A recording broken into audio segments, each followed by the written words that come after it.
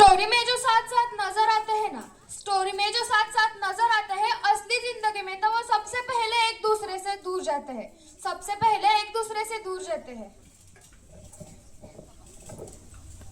Digital दिलों का यही तो किस्सा है, डिजिटल दिलों का यही तो किस्सा है कि हर एक कमेंट एक झूठा वादा और हर एक लाइक एक सस्ता नशा होता है, एक सस्ता नशा होता है। नमस्कार, मी आदर्श प्रशालेतून तनिष्का किरण आवताडे, इयत्ता 8वीची विद्यार्थिनी। आज तुमच्या समोर विषय मांडते सोशल मीडिया मित्र की शत्रू।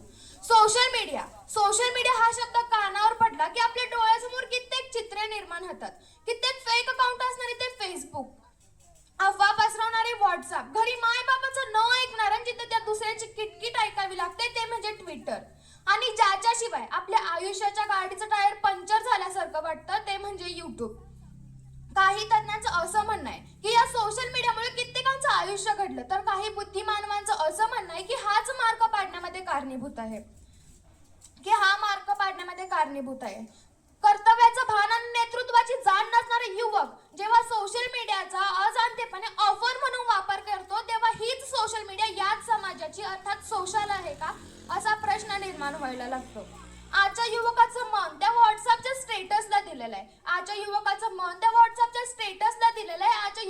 मस्तक ते मुलींना फेसबुक वरती फेक अकाउंट वरती चॅटिंग करण्यात व्यस्त आहे, आणि आजच्या युवकाचा मेंदू हा आश्रम सारखा भोंदू झालेला आहे।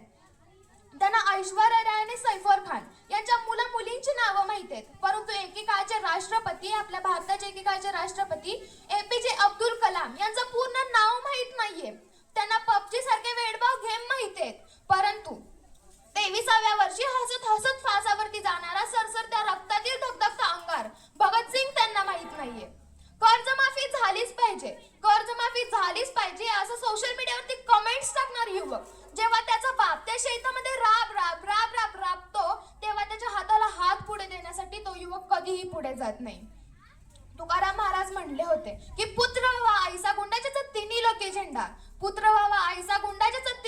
झेंडा, पण आताच्या युवकाची गत अशी झाली की पुत्र झाला आईचा गुंडा, त्याचा फक्त त्या सोशल मीडियावरती झेंडा, आजच्या जगातील सोशल मीडिया हे सर्वात जलद संप्रेषणाचे साधन बनले आणि याची लोकप्रियता लोकांमध्ये दिवसेंदिवस वाढत चालली आहे, आणि याचा उपयोग प्रत्येक वयातील लोक म्हणजे त्या बालकांपासून ते वृद्धांपर्यंत सर्व लोक करत आहेत।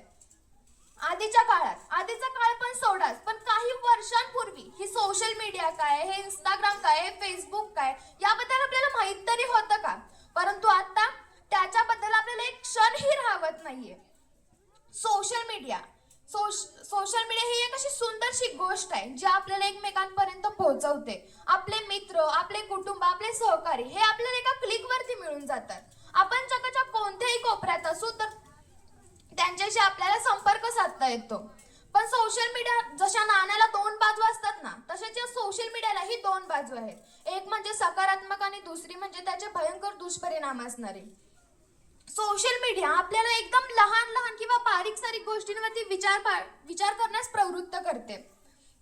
आपण सोशल मीडियावरती टाकलेली एखादी पोस्ट असो किंवा फोटो या फिर व्हिडिओ, आणि त्यावरती आलेले लाखो लाईक्स आणि कमेंट्स यावरती आपला दिवसाचा मूड ठरवला जातो, आणि यामध्ये आपण कधी इतके गुरफटून जातो की आपण विसरून जातो आपलं आयुष्य आणि त्या सोशल मीडियाचं फेक आयुष्य यांची कंपॅरिझन केल्याने आपल्याला आपल्या आयुष्यामध्ये कधीच काहीही मिळू शकणार नाही, आणि याचा जर वापर वाढत गेला तर त्याचे आपल्यावरती भयंकर परिणाम होऊ शकतात। आताचा तास तो स्मार्टफोनचा वाढता वापर किंवा त्याचा प्रसार, आणि त्यामध्ये ही social media Facebook, Instagram, Twitter, YouTube, Google हे आपल्याला आता प्रत्येक क्षणी जोडलेले असतात, परंतु प्रश्न इथे निर्माण होतो की सोशल मीडिया आपला मित्र आहे या फिर शत्रू, याचं उत्तर काय असेल। एक तर सोशल मीडिया आपला पूर्णपणे मित्र नाहीये, आणि दुसरं म्हणजे सोशल मीडिया आपला पूर्णपणे शत्रूही नाहीये। आपण त्याचा उपयोग कसा, किती आणि कशासाठी करतो यावरती त्याचे स्वरूप अवलंबून असते। जर आपण त्याचा वापर योग्यरित्या, सुसंस्कृतपणे किंवा चांगल्या कारणांसाठी केला तर तो आपला पूर्णतः मित्र आहे, आणि जर आपण त्याचा वापर काही तर वेगळ्याच कारणांसाठी किंवा जास्त केला तर तो आपला शत्रू बनू शकतो। जाता जाता एवढंच